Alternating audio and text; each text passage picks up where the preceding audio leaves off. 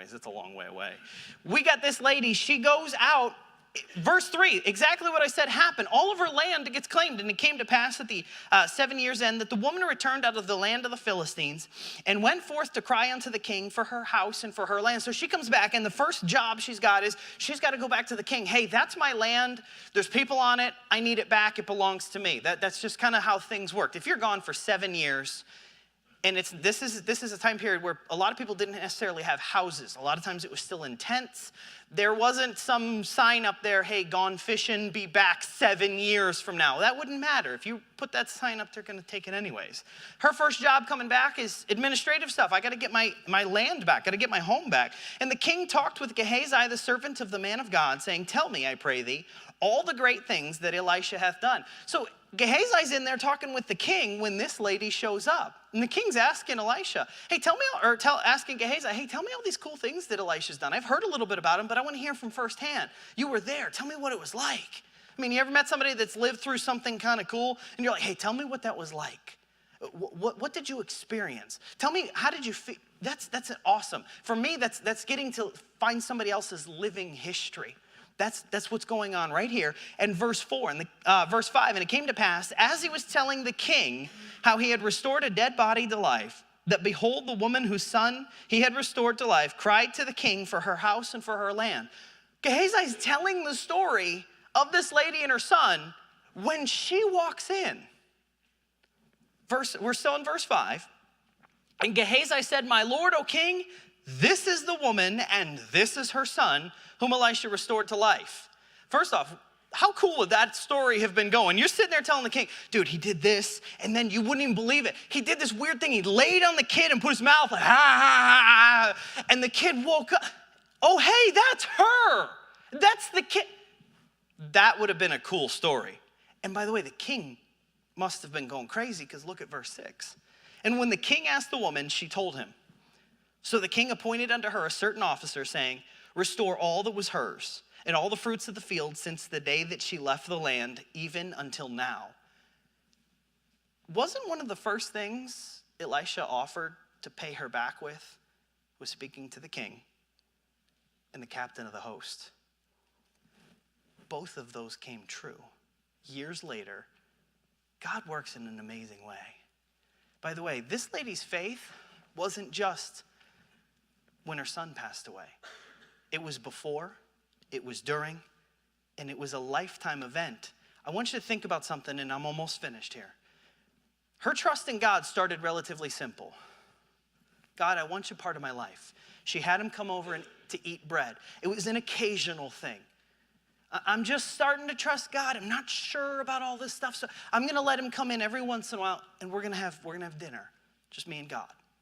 Because you realize her only access to God was this prophet. So it's when you're coming through, I'd like to hear more about God. Starts off real simple. It started to grow. You realize how much it had to have grown to the point where she said, you know, what if we put a little room on the end of the house for God? That way when he comes by, he can actually stay overnight. It's not just like this short dinner thing. He can stay and we can learn some more. Her faith grew. Then her faith became real. She got a promise from God. She has the baby. Her faith went from simple, occasional, to a little deeper, a little longer, to a lifetime of faith in a handful of very short steps. It shall be well. It shall be well always comes before the it is well. Friends, if you're stuck in one of those tunnels right now and you can't see the light and you're getting claustrophobic because it's crashing in and things are falling apart, it shall be well. We handed these out a week ago. God is always good. This isn't some mantra we repeat to ourselves to make ourselves think that God is always good. Because it doesn't matter if we believe it or not. God is always good. And it shall be well.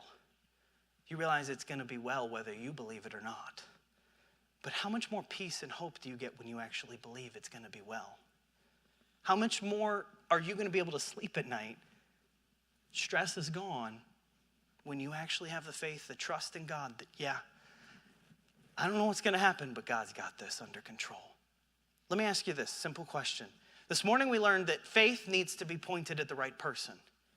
Is your faith grown to the point where it shall be well? You can believe in a future faith that no matter what's going to come your way, God's got this. Is your faith strong enough for that? Let's take it a step further. Some of us might have that level of faith. Is our faith where Elisha's was? Where it's so future faith, he can say, hey, God, those people need something. I need you to do that for them. And God will actually listen to you. Have you ever thought about that? Is my faith strong enough that it can help someone else?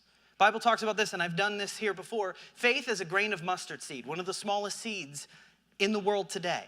Mustard is actually a pretty hardy plant. Mustard grows to about this tall.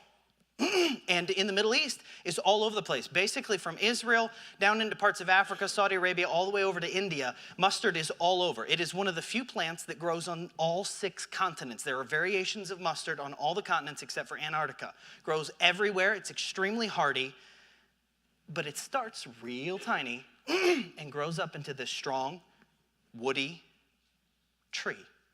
And he shall be like a tree planted by the rivers of water, bringeth forth his fruit in his season.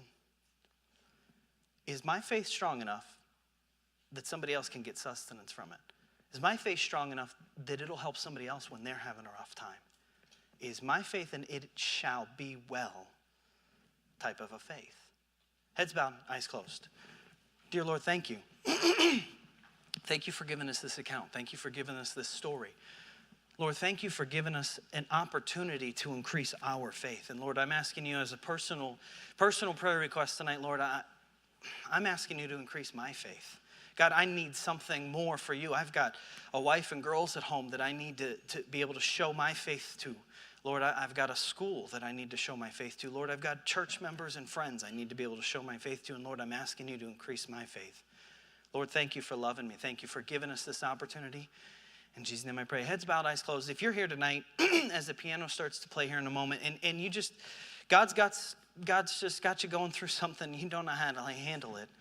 I just ask you tonight, come forward and ask God to just give you that it shall be well kind of faith. That you don't know what God's going to do yet. You don't know where he's going with it. You don't know what's ahead, but you can trust God that it shall be well. If you're here tonight and you've got that kind of faith and everything's good, I'd ask you to ask God to give you a little extra measure of faith. Increase your faith so that your faith is strong enough to help someone else. As the piano begins to play, altars open.